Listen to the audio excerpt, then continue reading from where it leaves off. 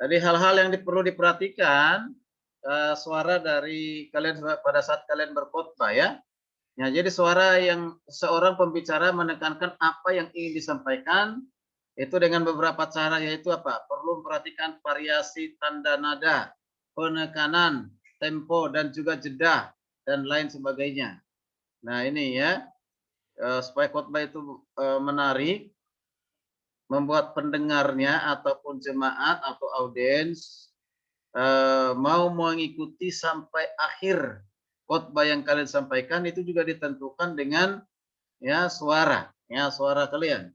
Nah, coba kita perhatikan beberapa suara yang harus disadari oleh pembicara ataupun pengkhotbah ya.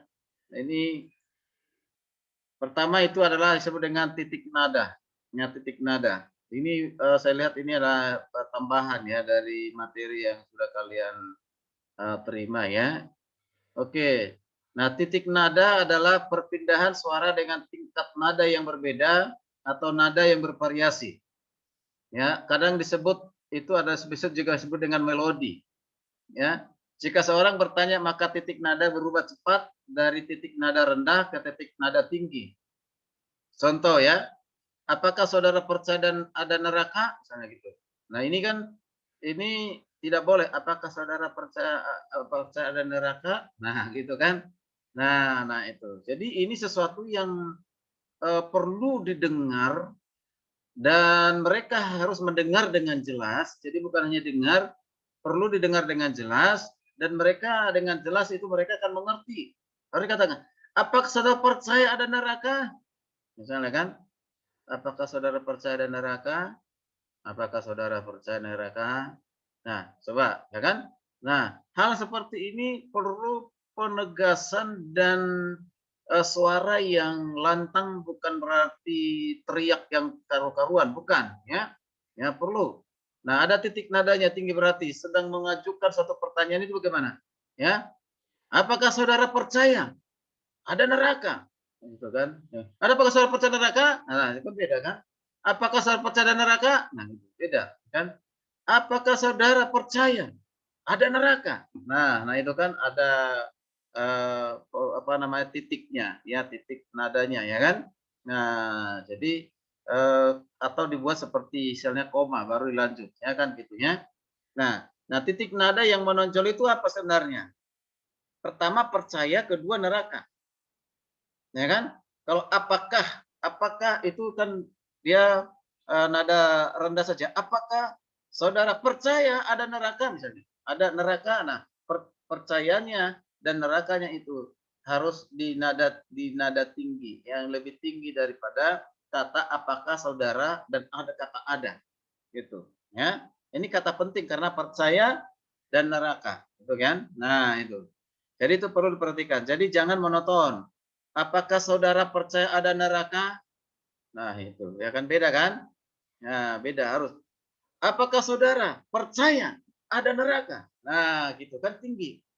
Percaya ada neraka. Nah, gitu. Itu harus perhatikan, ya. Nah, jadi gitu. Jangan juga ada neraka gitu. Jangan juga begitu, ya. Ya.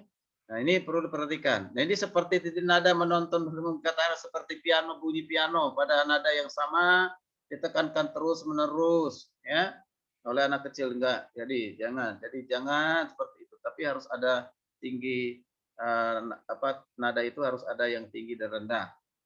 Oke. Perhatikan, kegagalan menonton titik nada secara efektif merupakan kegagalan berbicara di muka hukum. Ya, di muka umum. Ya, di muka umum. Jadi itu.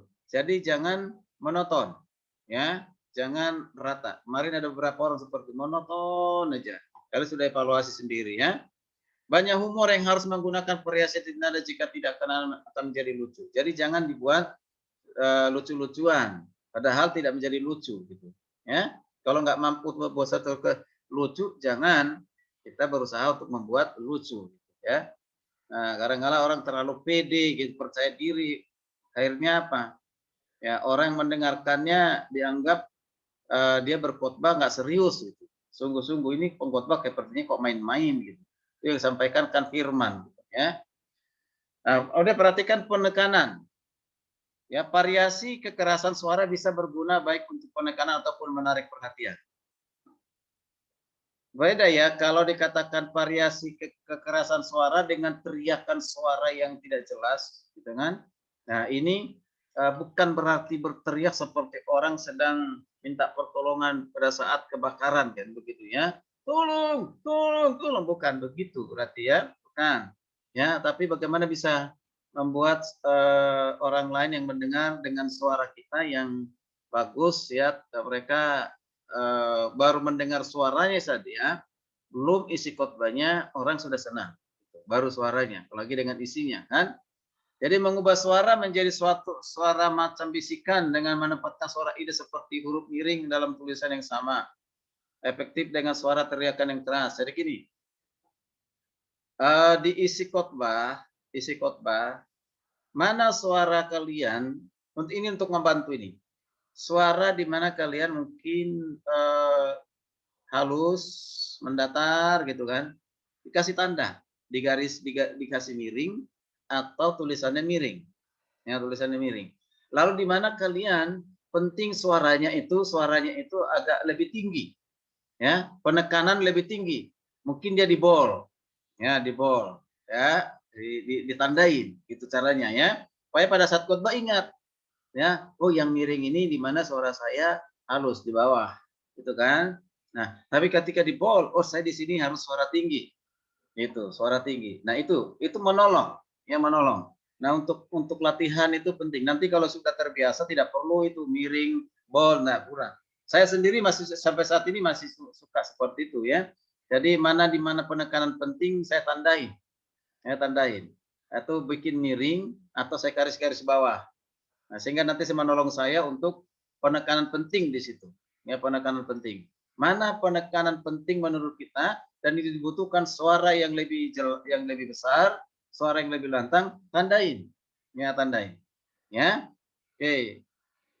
Kebanyakan pembicara memakai kekuatan suara, ya kekuatan suara dapat mempertinggi penyampaiannya. Bisa. Kekuatan suara kita bisa menentukan penyampaian kita. Ya, kekuatan suara. Jadi kalian sendiri seperti pernah saya katakan harus memahami kualitas suara kalian. Ya, kualitas suara kalian itu harus dipahami. Ya, ya masing-masing kan beda. Tidak ada yang sama 100% suaranya. Suaranya Batieli dengan suaranya Pak Trobas pasti ada yang mungkin alto, ada yang mengebas gitu kan. Ya, ada sopran dan yang lain sebagainya. Itu bisa beda-beda ya. Nah, jadi itu harus dipertahankan. Jangan misalnya Batieli berusaha seperti suaranya kualitas suaranya Herodion. Sebaliknya, Herodion jangan juga meniru atau berupaya seperti suaranya Betieli. Jangan. Jadilah seperti suara sendiri karena unik gitu. Hanya bagaimana membuat powerful ya, artinya suara itu tidak hanya untuk di kita, bukan hanya untuk di depan 1-2 orang mendengarkan, ya. Lagi kalau tidak dibantu dengan mic, waduh, ini kalau diganti dengan mic itu juga bagus.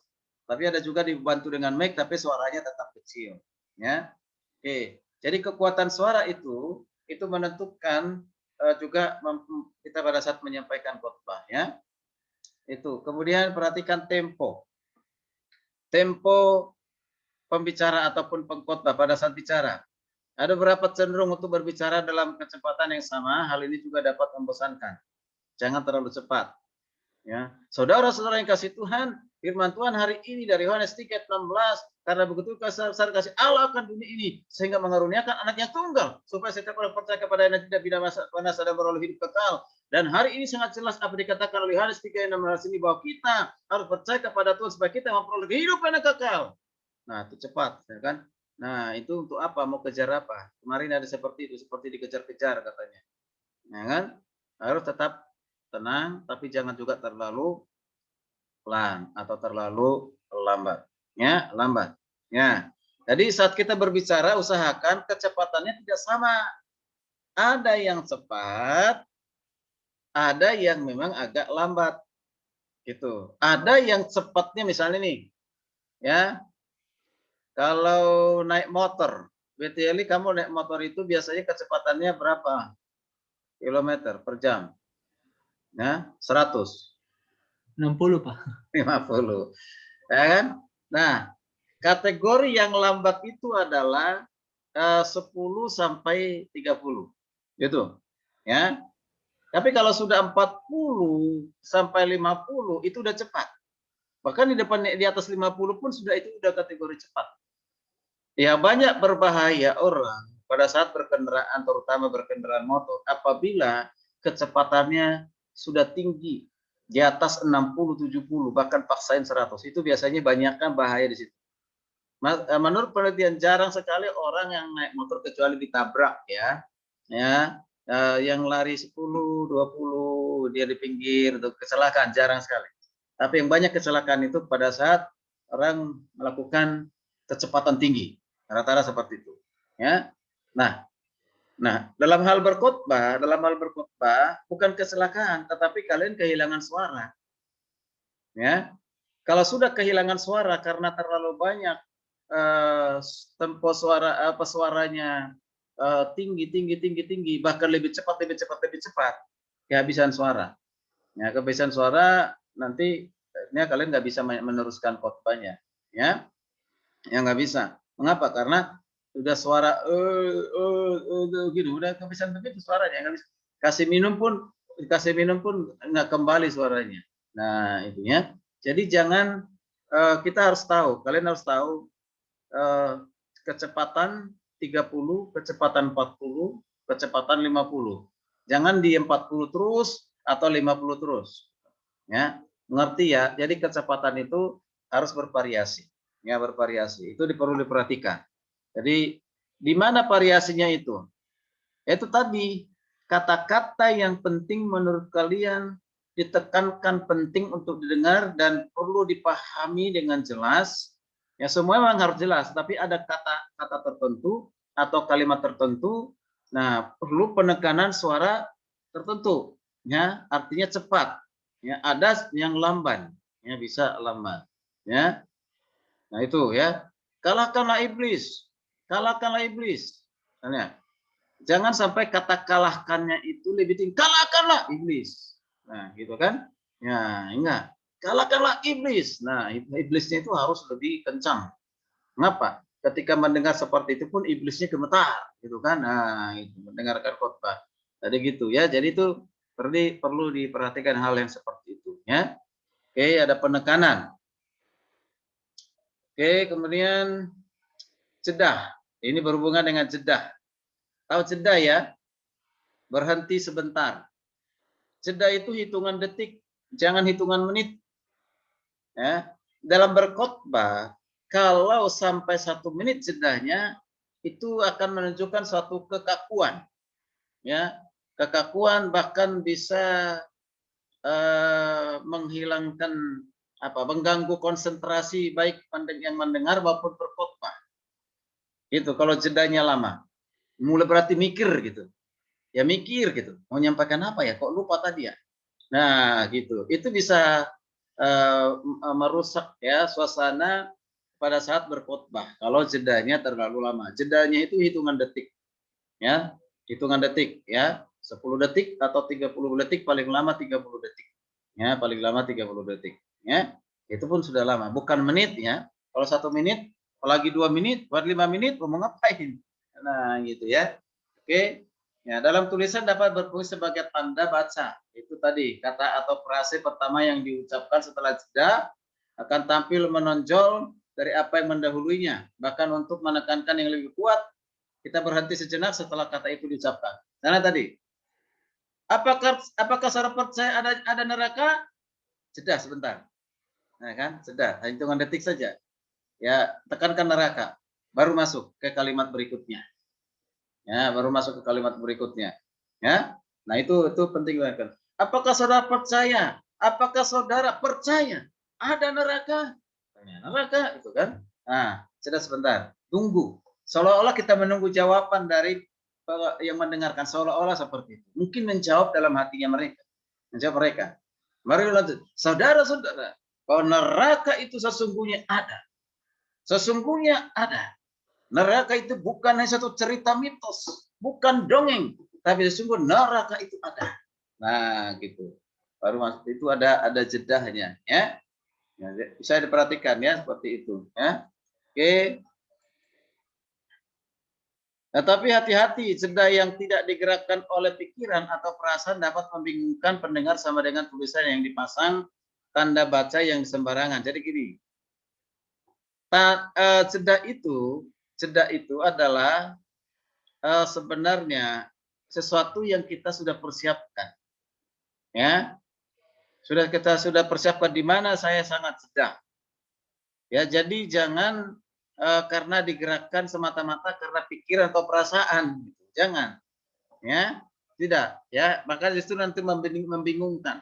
Tapi karena memang kalian sudah persiapkan di mana saya perlu saat jeda. Jeda itu biasanya karena tadi kata terakhir itu penekanan tinggi, ada jeda. Karena kalau tidak ada penekanan apa namanya jeda pada saat sudah melakukan suara dengan suara yang tinggi, lalu tidak ada jedanya, itu tadi yang saya bilang, ya, itu akan membuat kalian terganggu volume suaranya. Ya, jadi harus jeda. Jeda itu banyak hal. Jeda itu membuat bukan saja membuat khotbah itu menarik, bukan. Tapi jeda itu menolong pengkhotbah. Menolong pengkhotbah bagaimana mempersiapkan suaranya supaya bisa sukses menyampaikan khotbah itu tanpa ada gangguan suara, ya. Ya, suara yang dia miliki gitu, ya. Jadi itu kepentingan kita juga, ya, kepentingan seorang pengkhotbah, ya. Jadi banyak pembicara yang takut dengan diam karena dia tidak punya kontrol diri yang cakap untuk diam sebentar. Nah, gitu. Dia nggak ada jeda. Ya, jeder, masuk terus, khotbah terus gitu. Wah, nah ini seperti ini, tidak ada jedanya. Nah ini kesannya nanti itu seperti apa? Seperti orang yang marah-marah. Ya, orang yang marah-marah itu khotbah atau marah. Ya kan gitu ya. Ya gitu. Kadang-kadang orang seperti itu, kuliah dengarnya seperti orang marah aja. Jadi nggak tertarik orang mendengar. Nah itu ya. Jadi ada ketakutan dikira pendengar dia lupa apa yang mau ia katakan sehingga dia berbicara dengan aliran yang tiada henti. Nah ini dia. Hati-hati. Ya, hati-hati. Jadi dia bicara tidak hentinya. Mengapa? Karena sudah punya pikiran. Ini pikirannya apa? Ini mereka belum dengar ini. Padahal mungkin sudah didengar, mereka sudah tahu, sudah mengerti. Tapi dalam pikiran kita yang negatif, pikiran kita negatif. Nah, negatifnya apa? Mereka ini kayaknya belum dengar, gitu kan? Wah, diulang-ulang dengan suara yang keras, diulang-ulang dengan suara yang keras, malah jadi nggak baik, nggak bagus dengar mereka. Nah, jadi pendengar pejemaat atau pendengar bilang, memang kami ini orang apa namanya orang yang tuli, atau kami ini tidak jelas pendengaran, kok harus seperti itu sih, berteriak-teriak sampai berulang-ulang. Nah, gitu. Jadi perlu kepekaan, ya. Ya, kepekaan. Jadi jangan berpikir negatif kepada pendengar. Akibat berpikir negatif, akhirnya kalian buat acara sendiri. Acara sendiri apa? Yaitu tadi. Ya, dengan suara cepat berulang-ulang dengan kata yang sama, kalimat yang sama. Nah itu juga tidak baik, ya. Oke. Ada lagi lebih parah lagi karena ketakutan jeda dia mengambil kata yang tidak ada maknanya aja. Seperti eh eh eh ya kan gitu ya. Ya, amin, amin, amin saudara, amin, amin. Nah, belum ada ngomong-ngomong apa-apa udah amin gitu. Apa yang mau diaminkan? Nah, ini nih. Ini karena ketakutan tuh jeda ini kan. Nah, amin saudara. Loh, yang mau diaminkan apa? Belum ada isinya, suruh amin. Nah, ini. Itu harus dihindari kata a a siapa kemarin paling banyak itu si Andro saya masih ingat si Alberto ya Alberto banyak banget a a asal bukan saja gitu lebih parah lagi kalau gitu kan itu bahaya tuh ya jadi ya, itu dihindari kata-kata yang tidak atau ucapan yang tidak ada makna itu dihindarilah ya jangan terlalu banyak ya emang itu perlu latihan ya perlu latihan oke ada gitu atau terlalu banyak oke dikit oke amin oke nah waduh apa yang mau diokekan apa yang diaminkan gitu ya nah itu dihindari kata-kata yang kurang Atau apa? Bisa juga kata haleluya, sedikit-sedikit haleluya, haleluya. Nah, hati-hati loh untuk mengucapkan kata haleluya itu, jangan jangan sembarangan, bukan berarti tidak boleh berulang-ulang gitu kan. Sedikit-sedikit kata haleluya. Ya kan, belum menyampaikan khotbah, baru baru masuk haleluya. Kita buka Alkitab, haleluya. Mari kita buka nas Alkitab dari Yohanes 3:16, haleluya. Setelah dibaca, setelah dibaca Yohanes 3:16, karena begitu besar dan seterusnya, haleluya. Ya, sebut tema, haleluya. Nah, belum masuk pokok besar, haleluya. Kita akan masuk pokok besar, haleluya. Ya kan? Mari kita perhatikan Alkitab kita, ayat sekian, haleluya.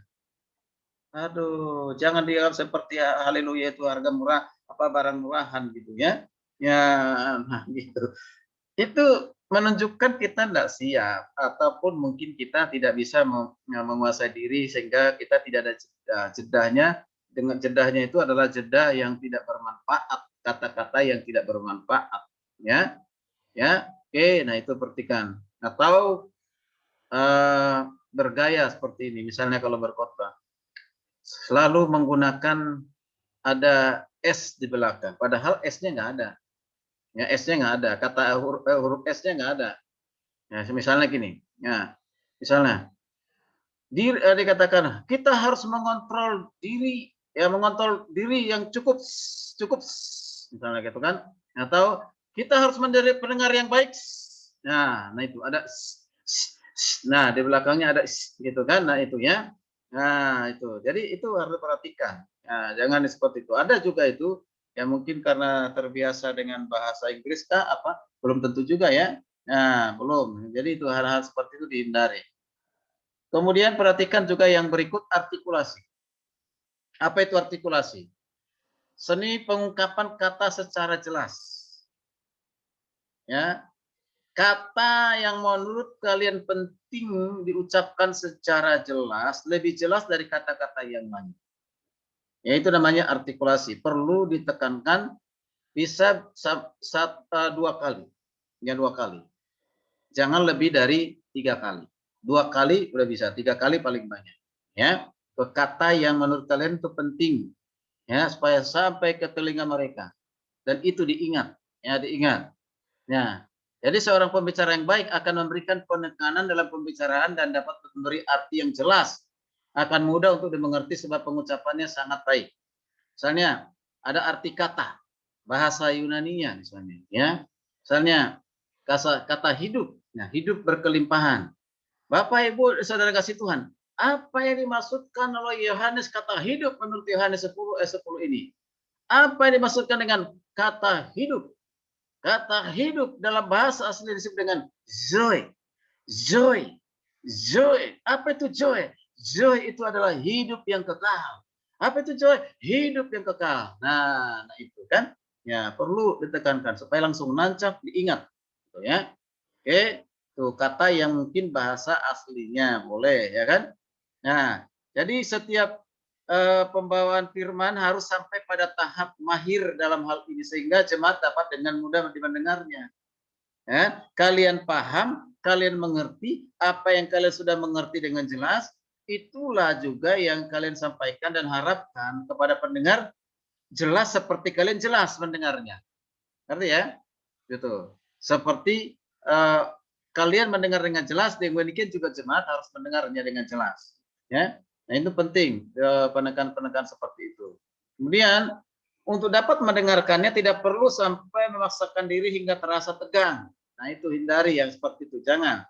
Seharusnya itu merupakan suatu kesenangan. Jadi penyampaian itu bukan karena kita tegang, gitu.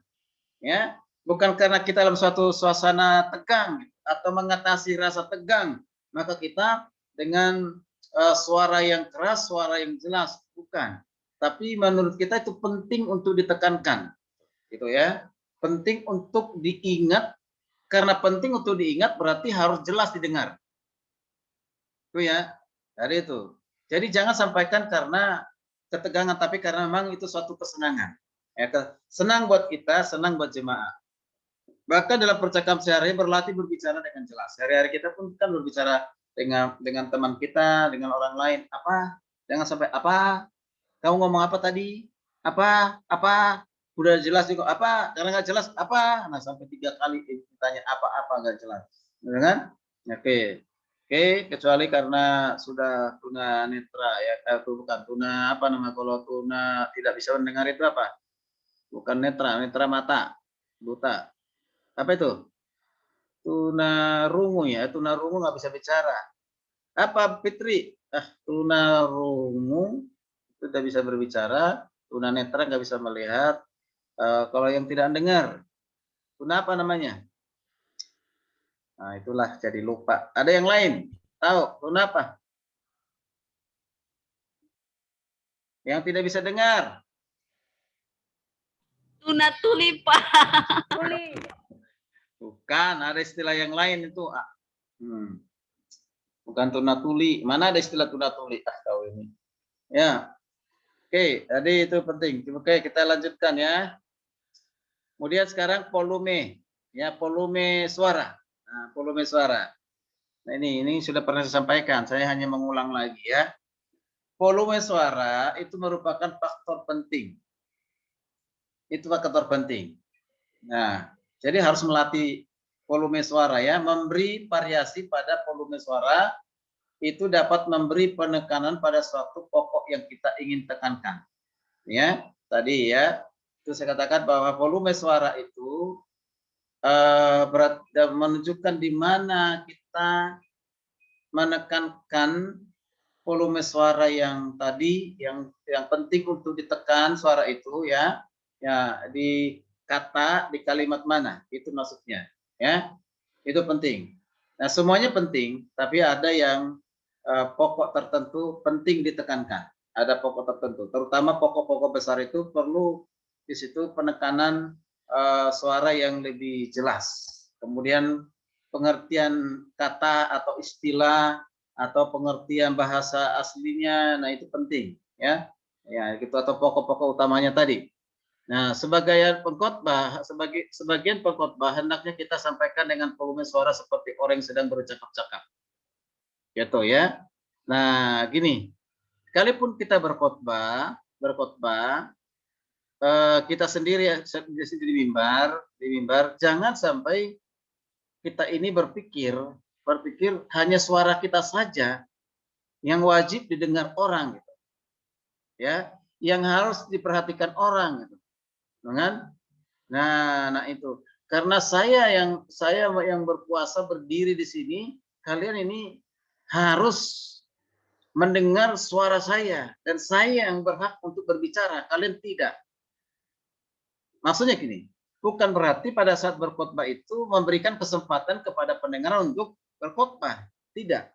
Jadi maksudnya, pada saat kita berkhotbah, kita harus dalam suasana kita ini sedang berbicara kepada orang lain. Tapi orang lain ini tidak hanya satu, tapi banyak orang. Gitu, sedang bercakap-cakap. Ya, kita bertanya, ya tentu kita juga menjawab. Tapi kita anggap seolah-olah jawaban itu adalah dari pendengar. Ya, itu ya. Nah, itu akan suatu feeling namanya ya. Feeling kita itu kuat gitu. Kita bertanya, mereka mungkin tidak menjawab tapi menjawab dalam hati, tidak menjawab dengan suara tapi menjawab dalam hati, tapi kita jawab sendiri akan pas. Oh iya, itu yang saya jawab dalam hati saya, tapi itu juga yang disampaikan oleh pengkhotbah. Misalnya gitu. Klop. Nah, kan? Ya, jadi dia senang. Waduh, tadi kan saya sudah jawab, itu jawaban dalam hati saya tadi. Tapi pengkhotbah sudah sampaikan juga. Klop, dia senang.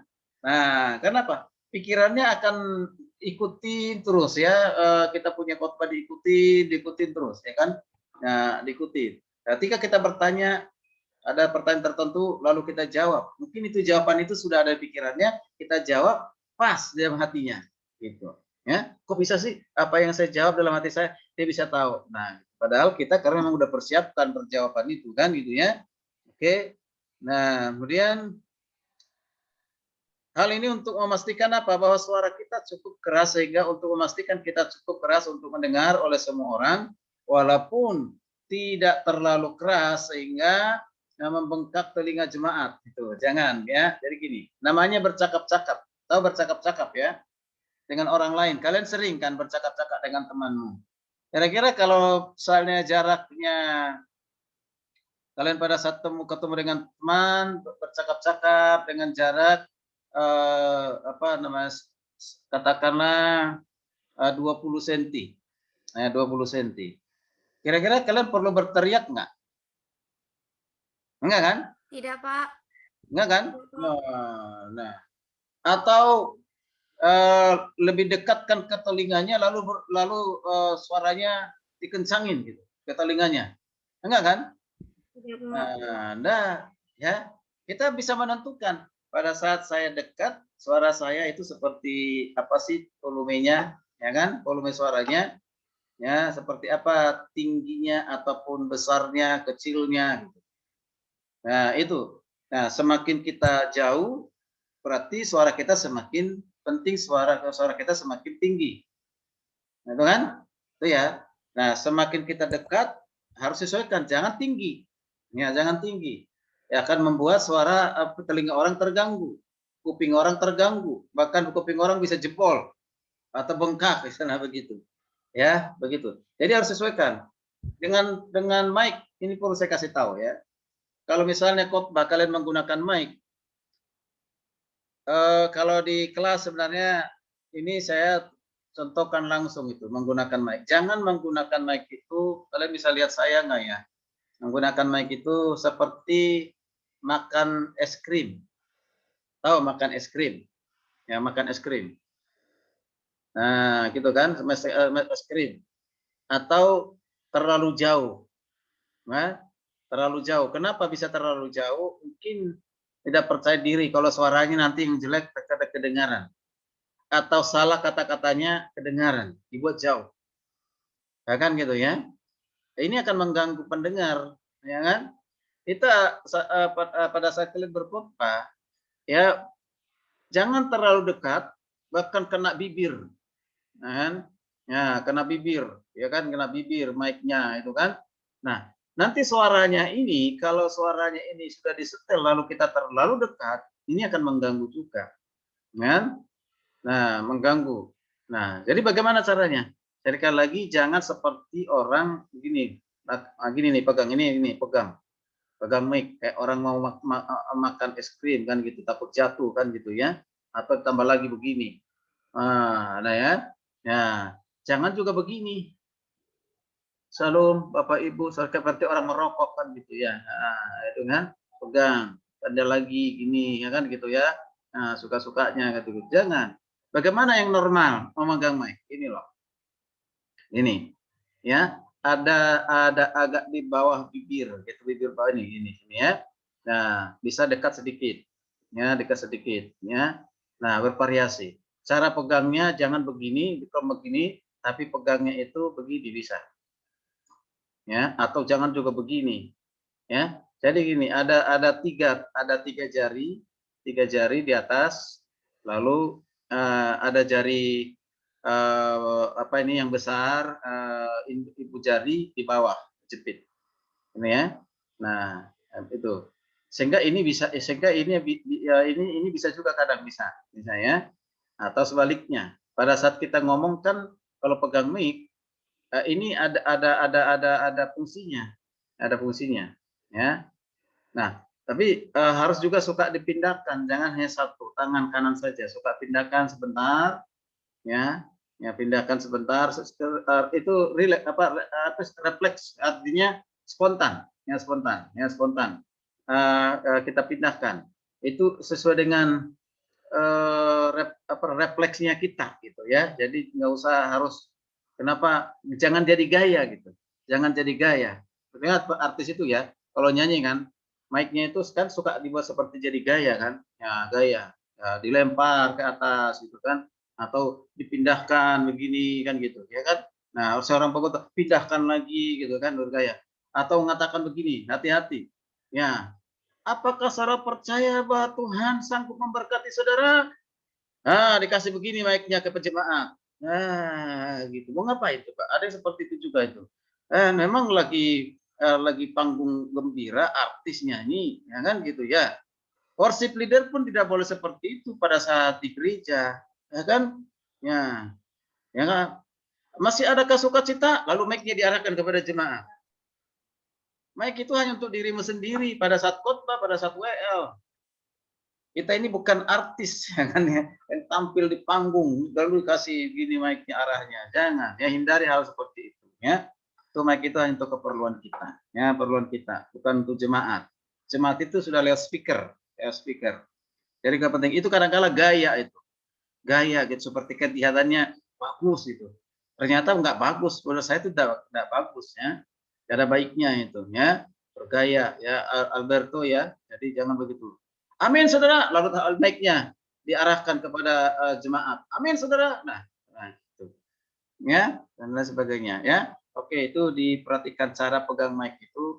Ya, jangan begini menutup bibir dan mulut, jangan ya, atau begini, begini ya kan gini tahu nggak gini nih jadi itunya ke atas ini bergaya kan gitu ya nah gitu jangan juga begini jadi biasa aja gini tetap harus kelihatan bibir mulut dan gigi pada saat kita ngomong bisa dilihat oleh orang lain tuh ya itu cara pegang mic kalau ini agak susah saya praktekannya tapi kalau di ruangan saya bisa ya nanti langsung contoh satu-satu coba bagaimana pegang mic-nya udah diajarin pun masih salah juga kan gitu ya oke baik oke kemudian tolong diperhatikan juga beberapa pelayan firman merasa penting untuk berkhotbah sangat keras maksudnya agar jemaat mendengar dengan jelas tetapi kalau di tingkatnya sudah mulai tidak nyaman sebaiknya hal hindari ini maksudnya ya maksudnya gini pada saat kita menyampaikan firman Tuhan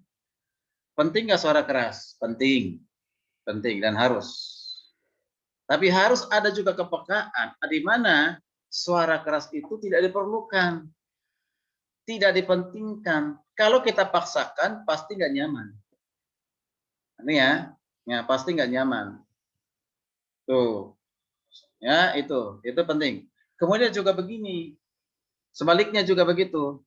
Kita dibutuhkan suara yang keras, tapi kita suaranya kecil.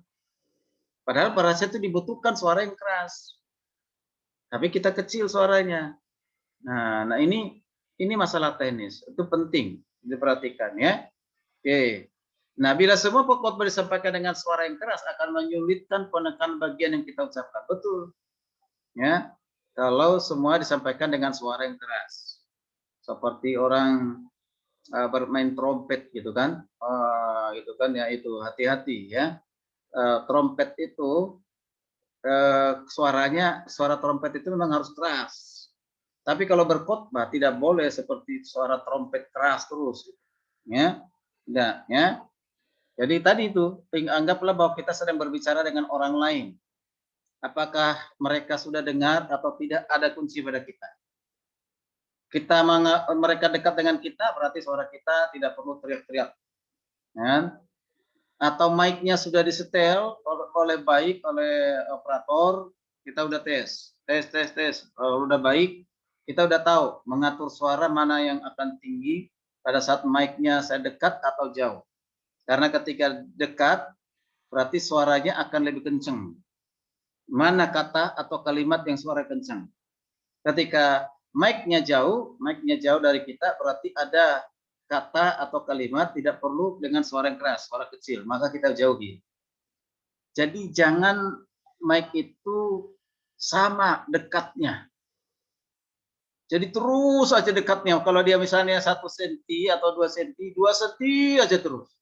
Suara tinggi, suara rendah, ya, suara kecil, suara keras sama. Ini itu mengganggu, ya penting sekali. Atau sebaliknya jangan juga menjauhi terus. Ada juga yang khotbah seperti itu. Jadi mic-nya ini nggak ada manfaatnya, nggak ada manfaatnya, nggak pernah didekatin dengan mic-nya hanya dipegang aja begitu. Itu aja ruangannya agak kecil, jadi orang dengar. Coba kalau agak besar, dia lu nggak pernah menggunakan mic, hanya pegang-pegang doang, hanya untuk gaya-gayaan gitu. Nah, bagaimana bisa? Kita ini bukan untuk bergaya di depan, yang menunjukkan oh saya hebat ada di depan mimbar, ya kan?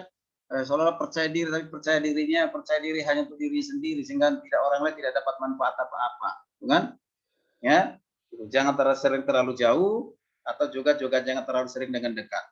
Ya, bervariasi. Oke. Kemudian jika perlu kita menurunkan suara kita untuk memberi penekanan yang khusus saat kita menurunkan suara kita. Ada penekanan tertentu di mana suara kita rendah, ada, ya, ada di kata ataupun kalimat bahwa kita perlu menurunkan suara. Misalnya apa? Ajakan pertama, kalau ajakan untuk orang bertobat kan tidak harus dengan suara yang keras. Bertobatlah, beri dibaptis. Bapak Ibu saudara kasih Tuhan, firman Tuhan hari ini sudah sangat jelas. Sudah menegur kita. Firman hari ini menegur kita. Teguran Tuhan. Teguran Tuhan. Itu apa? Supaya kita jangan khawatir. Supaya kita jangan khawatir. Apa saudara kasih Tuhan? Jangan khawatir. Dari bawah dulu kan, jangan khawatir. Marilah yang letih lesu dan beban berat. Datanglah kepadaku, itu kata Tuhan. Kepada siapa kita datang? Kepada Tuhan Yesus. Dia mengundang kita datang kepadanya. Itu. Ada yang rendah. Ya itu. Jadi hati yang bicara, bukan pikiran bicara. Ya kan? Itu ya. Jadi suara hati kita berbicara, beda dengan hanya pikiran kita bicara. Kalau suara hati kita bicara, pasti terkontrol. Pada saat mengajak orang pun bertobat, bukan teriak-teriak, bukan marah-marah. Ada saatnya memang seperti itu, ya kan? Tapi suara yang lemah lembut, ya, yang lembut, suara yang lembut itu yang kadang-kala membuat orang lain terharu atau bukan terhanyut, ya. Dia bisa menjamah hatinya dengan suara yang lembut daripada suara yang keras. Nah, ya, itu perlu sekali kepekaan hal seperti itu, ya. Oke, jadi harus berusaha memperhatikan kapan kita suara menurun, suara naik, ya.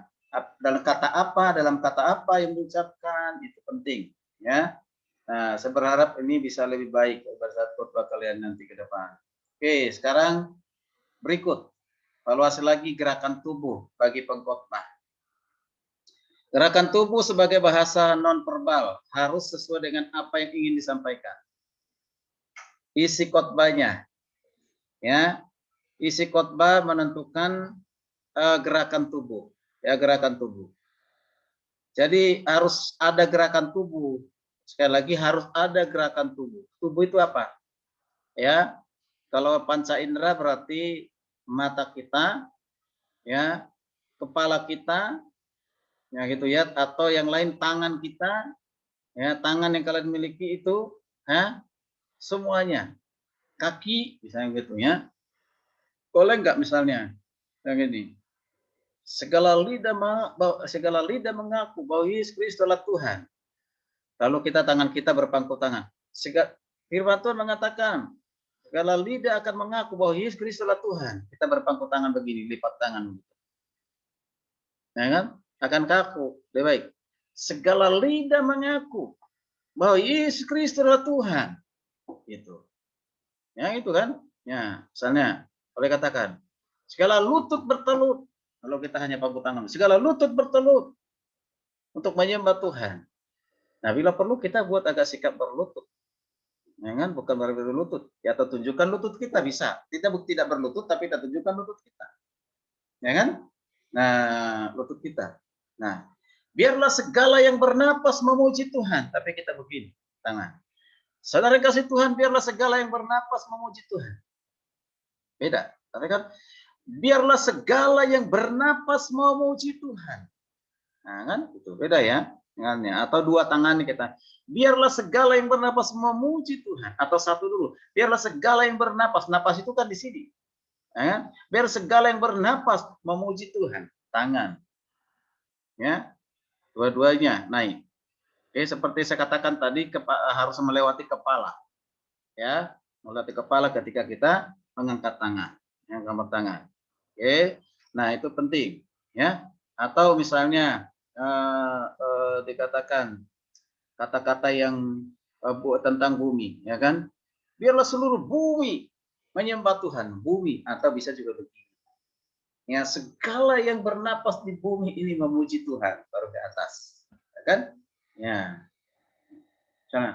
Pergunakanlah senjata Allah. Senjata Allah ini kuat. Ya kan? Pergunakanlah senjata Allah. Jangan. Pergunakanlah senjata Allah. Mau suara seperti apapun tapi tidak didukung oleh gerakan tanganmu, nggak menarik. Pergunakanlah senjata Allah. Lalu mimbar hanya kau pegang begini. Pergunakanlah senjata Allah dalam mengalahkan iblis.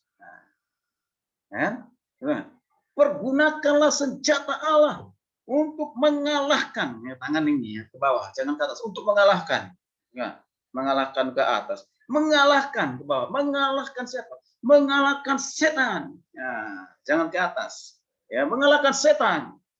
Ya, mengalahkan iblis. Dengan apa? Dengan firman. Nah, ini firman, ya kan? Dengan firman.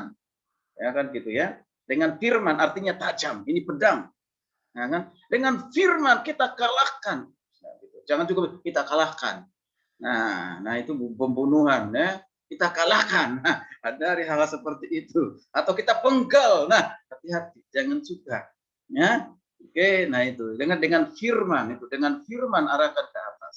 Ya, ini penting gerakan-gerakan seperti itu ya. Tapi jangan juga dibuat-buat. Kalau dibuat-buat ketahuan kok itu dibuat-buat. Tapi itu refleks atau spontan sesuai dengan isi firman. Ya, isi firman. Ya, oke. Baik, itu perbedaan. Jadi gerakan tubuh itu tadi sebagai bahasa non verbal tapi penting dalam berkomunikasi karena itu juga bisa menyatakan sikap kita, emosi kita atau apa yang kita rasakan. Ya, apa yang kita rasakan. Oke. Jadi bebaskanlah gerakan, dikatakan bebaskanlah gerakan tubuh untuk melakukan apa yang dituntut oleh pikiran dan emosi kita. Gitu ya. Karena emosi dan perasaan itu dipengaruhi oleh isi Alkitab, isi firman Tuhan. Ya, isi firman Tuhan. Ya.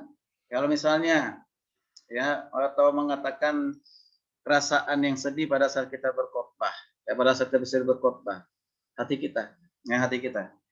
Sekalipun kita menderita, ini tangan. Sekalipun kita mengalami penderitaan karena difitnah orang lain, dihina oleh orang lain, tetap hati kita tenang, tetap hati kita mengampuninya, atau mengampuninya, ya kan? Sebab Tuhan telah lebih dahulu mengampuni kita, mengampuni saya, mengampuni kita semuanya, ya kan? Saya dan mengampuni kita semuanya. Dan kita pun harus mengampuni sesama kita atau orang menyakiti hati kita yang fitnah kita. Itu kan? Nah, itu gerakan. Nah, itu penting sekali ya. Jadi sesuai dengan pikiran perasaan kita. Kalau bicara hati biasanya, saya ngasih Tuhan, hati saya berbicara. Coba kira-kira hati berbicara di sini nggak? Ya. Coba di mana hati berbicara? Biasanya, ya kan? Saya berpikir. Ada nggak? Saya berpikir. Nah, enggak ada kan? Mereka katakan, hati saya mengatakan, ya kan? Nah, saya berpikir. Nah, di sini jadi nggak terbalik. Coba di mana? Coba ikutin saya dulu. Ayo ikutin dulu, ikutin. Ya, benar atau tidak kalian ini? Ya, ikutin dulu ini. Ya, saya stop dulu ini ya supaya saya bisa lihat kalian ini ya. Ya, oke. Oke, bersama-sama tolong dibuka kameranya. Tolong dibuka kameranya dulu. Ayo, buka kamera, ikutin saya. Ya. Ya. Oke.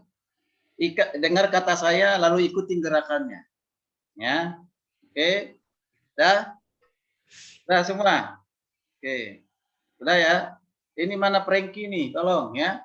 Cumin. Udah, oke, sudah. Lihat ya. Oke, ikutin ya. Ini tangan ya. Ini tangan ya. Oke, ikutin. Benar nggak kalian ini ya? Oke, satu saya ingat ikutin. Oke.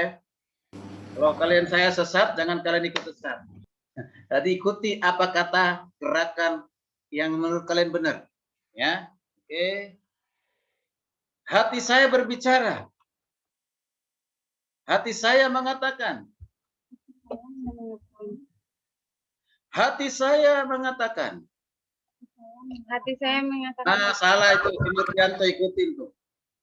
Ya kan? Ya sudah bilang. Kok hati di sini?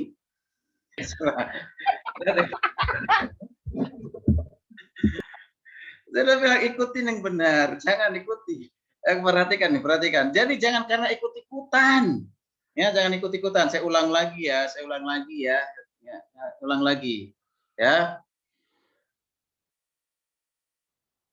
Yesus berkata dalam hati saya. Oke, perhatikan ya, Yesus besar kepada saya. Saudara yang kasih Tuhan, hari ini firman Tuhan sangat jelas menjamah hati saya. Menjamah hati saya. Ada nggak?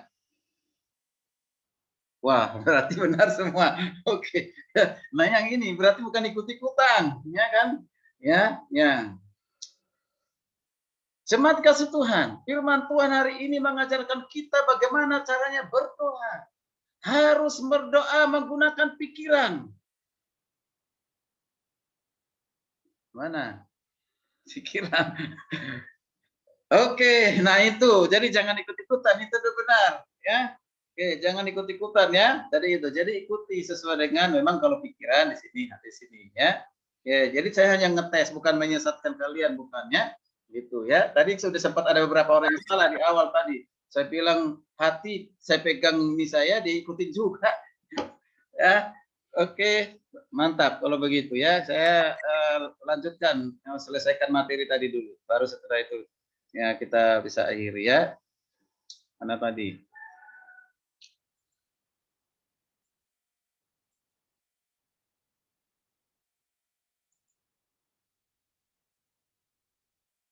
Oke, jadi gerakan tubuh itu penting sekali untuk diperhatikan. Jadi bebaskan, jangan kaku ya. Sekali lagi bebas ya, bebas, ya, relax ya. Bebas juga bukan juga berarti bebas tidak terkontrol. Jangan. Ada orang tidak terkontrol ya, terlalu jauh keluar dari mimbar gitu ya. Jangan. Kecuali seminar ya. Kalau boleh seminar boleh lah ya. Ada yang akhirnya bisa sampai turun ke jemaat gitu ya pada saat berkhotbah. Jadi belajarlah berdiri dengan baik. Pada saat berkhotbah, belajar berdiri dengan baik.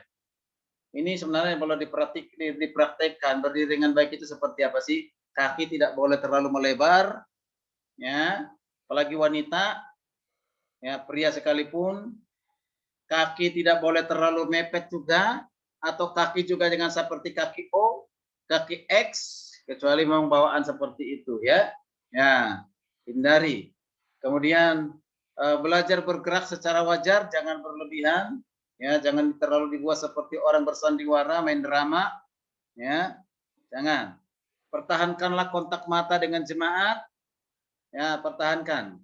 Kemarin itu ada yang lihat apa terus terpaku dengan teks khotbah ataupun melihat ke arah nas khotbah terus begitu, jarang melihat ke audiens ataupun jemaat. Tadi pandangan mata itu harus seimbang, ya seimbang. Seimbang dalam arti apa? Kadang kita melihat ke tengah dengan mata yang apa namanya yang wajar, mata yang memang dalam pikiran kita ini mereka ini butuh firman, ya mereka harus dengar firman Tuhan. Kemudian mata itu bisa ke kiri dan ke kanan. Jangan mata kita hanya lihat ke depan terus, yang samping kiri nggak diperhatikan, samping kanan nggak diperhatikan, atau hanya samping kiri terus, tapi kita samping kanan nggak, atau ke langit-langit saja, atau hanya ke mimbar ataupun ke teks, jangan. Jadi harus seimbang. Yang seimbang, lihat kiri, lihat tengah, lihat kanan, baru teks, ya teks teks khotbah, ya teks khotbah. Teks khotbah lihat sekali, baru arahkan mata kita. Kalau mata sudah melihat ke depan berarti kepala juga udah pasti lurus ya. Menurut maksudnya ya, sudah nurut ya kan? Ya nggak mungkin mata kita sudah lurus tapi kepalanya nggak ikut, tidak kan? Nah gitu ya. Jadi ekspresi, kemudian ingatlah bahwa ekspresi wajah juga penting. Ekspresi wajah. Kemarin tuh ada yang khotbah seperti ini wajahnya tuh marah-marah, siapa itu kemarin tuh? Si Alberto ya. Nah, senyummu mana?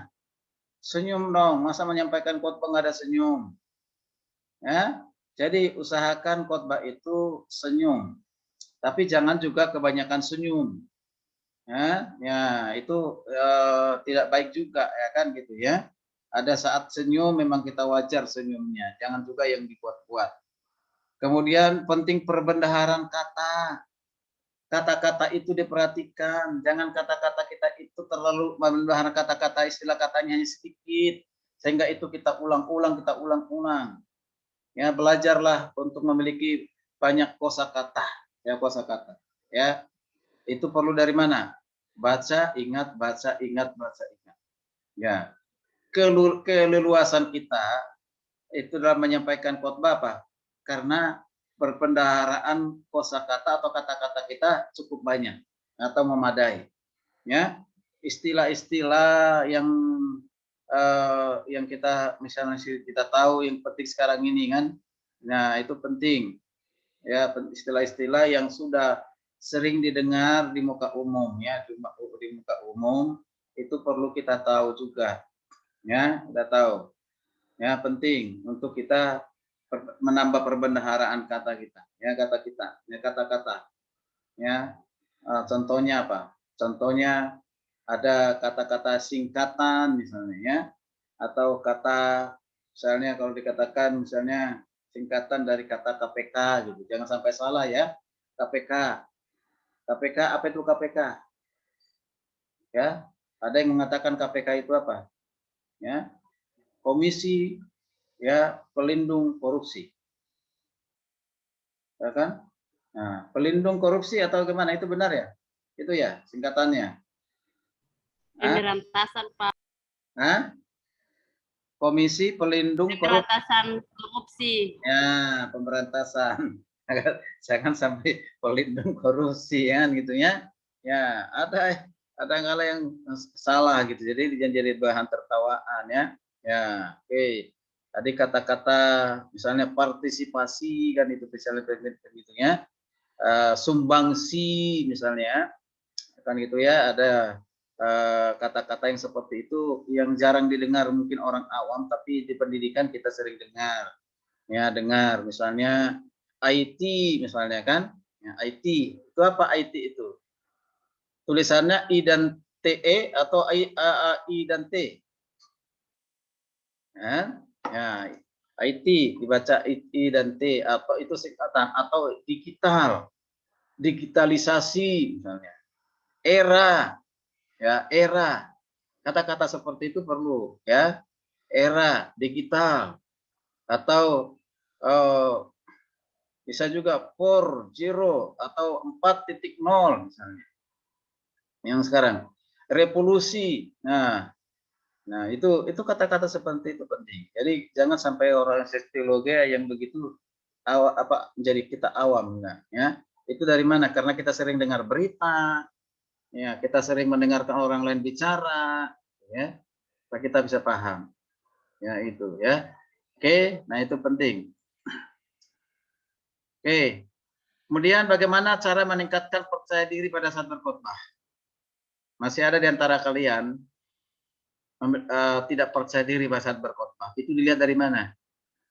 Pertama, tidak menguasai isi khotbahnya. Kedua, tidak ada gerakan spontan. Ya, dia menunduk terus. Dia menyampaikan khotbah tidak bersemangat, tidak menikmati, sekedar hanya membaca. Ya kan? Karena apa? Tidak menguasai, bagaimana bisa percaya diri. Gitu kan? Sepertinya hanya sama mengerjakan tugas saja. Yang penting ada tugasnya lakukan. Nah itu orang yang tidak percaya diri itu seperti itu ya. Oke. Nah sekarang tadi ini yang masalah kendalikan tubuh ini saya sudah jelaskan. Coba kita lihat contoh ya. Contoh ya. Contoh dalam berdiri ini berdiri. Posisi tubuh yang tepat. Ambil posisi tubuh yang tepat pada saat berdiri ya di mimbar atau di belakang mimbar. Tadi posisi tubuh yang tepat dalam menyampaikan khotbah akan membantu kita menaikkan level percaya diri. Itu ya. Itu membantu ya, membantu. Bukan menentukan, membantu ya. Jadi orang yang percaya diri. Kalau isi khotbahnya udah bagus, perlu juga memperhatikan cara kita berdiri. posisi tubuh yang tepat juga membantu kita menurunkan level gugup atau stres ketika akan menyampaikan khotbah. Itu betul. Jadi posisi tubuh kita, kalau posisi tubuh yang tepat, baik itu juga akan menurunkan rasa gugup dan juga rasa stres. Ya, dari kita karena makanya berdiri itu rileks, ya, rileks, tenang. Nah, jika kita mempertahankan sikap tubuh atau pose yang spesifik sekitar 2 menit dengan sikap tubuh yang termasuk dikatakan powerful, ya, seperti misalnya kita perhatikan kalau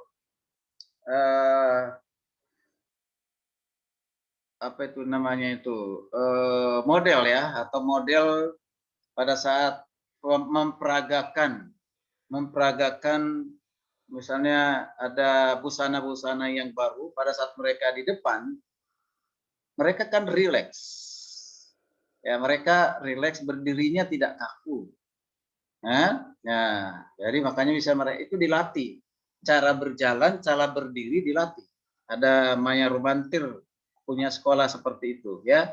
Etika berbicara, etika berdiri, etika berjalan, etika duduk, disekolahkan. Ada sekolahnya itu. Ya, mahal lagi sekolahnya. Artis-artis yang banyak di situ. Ya, itu Maya Rubantir itu, ya. Saya pernah ke sekolahnya itu. Ya, itu. Jadi diperhatikan, nah seperti itu. Nah, apalagi berkhotbah, ya. Jadi ini penting. Itu pada saat kita menyajikan khotbah, pose tubuh itu pada saat kita berdiri itu penting, ya. Nah, di jemaat, karena apa? Kita ini ada di jemaat, di hadapan jemaat dan juga umat Tuhan, ya, atau audiens pendengar, ya. Oke, saudara perhatikan. Berikut ini berapa sikap tubuh yang menggambarkan seorang sedang merasa berdaya, berkuasa, atau bisa dikatakan powerful, atau bisa percaya diri. Ini, kalian lihat nggak itu? Lihat nggak? Ini posisi mengajar, ya. Ini posisi mengajar. Nah, kalau dilihat posisi dia berdiri, ini orang yang powerful. Halo, lihat dulu Adi Jona, lihat gambarnya. Ya, lihat, ya. Nah, ini kalau bisa kakinya ini dia rileks, ya. Ya, rileks. Nah, nih dia tatapan wajah, gerakan tangan, lalu bentuk tubuh. Nah, ini yang powerful berdirinya. Sikap tubuh yang berdiri powerful. Jadi tidak ada rasa-rasa malu, kan? Ini tidak ada rasa malu. Ini percaya diri ini. Cara orang berdiri, orang yang percaya diri seperti ini cirinya seperti ini. Nah, dia akan senyum, dia akan rileks. Perhatikan, kalau keperhatikan ada Mary Riana, ya, seorang apa itu namanya, motivator, ya, di televisi itu, Mary Riana itu. Nah itu, ya. Nah itu, jadi itu salah seorang yang berdiri dengan rileks dan percaya diri. Ya, itu, ya. Ya, baik, itu penting pada saat kita berdiri. Kemudian perhatikan, nah, ini sikap tubuh yang menggambarkan seorang yang sedang merasa tidak berdaya atau tidak percaya diri, ya, tidak percaya diri. Posisi tubuh seperti ini, contohnya ini, ya. Nah, ya, melayangkan mata kemana atau ke bawah, gitu. Orang malu, gitu. Orang malu kan begini, ya, ya, seperti orang yang malu, gitu. Biasanya tertunduk, lihat ke bawah atau ke samping, dia cuek, kan, gitu. Ini nggak baik, ya. Nah, kalau di kelas itu sebenarnya saya tunjukin, ya, langsung contohnya, saya satu-satu ke depan, gitu, ya, ke contoh yang baik. Oke, baik, itu saja. Selamat berlatih berkhotbah, jadilah pengkhotbah yang alkitabiah dan memberkati, ya, dan memberkati. Oke, baik, itu yang perlu saya sampaikan. Mudah-mudahan ini menolong kalian untuk bisa lebih mempersiapkan diri untuk berkhotbah, ya.